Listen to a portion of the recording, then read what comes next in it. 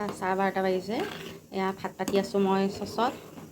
এফালে মাছ ভাজি মই এইখিনি আৰু আনফালে মই চাহ মোৰ কাৰণে ৰেডি কৰিছোঁ, বুন্দিয়া ভুজিয়া নাৰিকলৰ লাডু লাল চাহৰ লগত।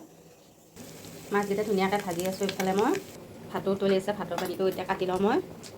মাছ ভাজা হৈ গ'ল। ইফালে আলু ভাজি আৰু ভাত।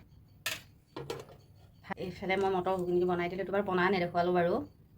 হঠাতে যাব ওলালোঁ চিনেমা চাবলৈ, মানে হঠাতে হৈ গ'ল প্লেনটো। তাৰপিছত ধুনীয়াকৈ ওলাই মেলি এতিয়া মানে ইমান খৰখেদাকৈ ওলাইছোঁ নহয়, চিনেমা চাবলৈ ওলাইছোঁ। এতিয়া চিনেমা চাবলৈ যোৱাৰ আগত আমাৰ ঘৰৰ সন্মুখত দেখিছেনে ফুটবল খেল হৈ আছে। তাৰপিছত চিনেমা হলত বহিছোঁ আমি, বহি অকণমান জিৰণি দিয়াৰ পিছত আমি কফি চফি এনেকৈ খালোঁ আৰু চিনেমাখন চাই ইমানেই ভাল লাগিছে, মানে ইমানেই ভাল লাগিছে। আমাৰ কমেডি চমেডি ধুনীয়া আছে, মানে দুখ লগা চিনো ধেৰ আছে মানে মোৰ অকণমানতেই চকু পানী ওলাইছে। আপোনালোকে চালেই গম পাব ইমান ধুনীয়া লাগিছে চিনেমাখন চাই। আৰু এনেকৈ চিনেমাবিলাক নোচোৱাকৈ এনেকৈ কিছুমান কথা ক'ব তাল লাগে, সেইকাৰণে চিনেমাখন চোৱাৰ পিছতহে গম পাব। আপোনালোকে নিশ্চয় চিনেমাখন চাব যদি চোৱা নাই। মোৰ চাই ভাল লাগিছে বিশেষকৈ, সেইকাৰণেহে কৈছোঁ।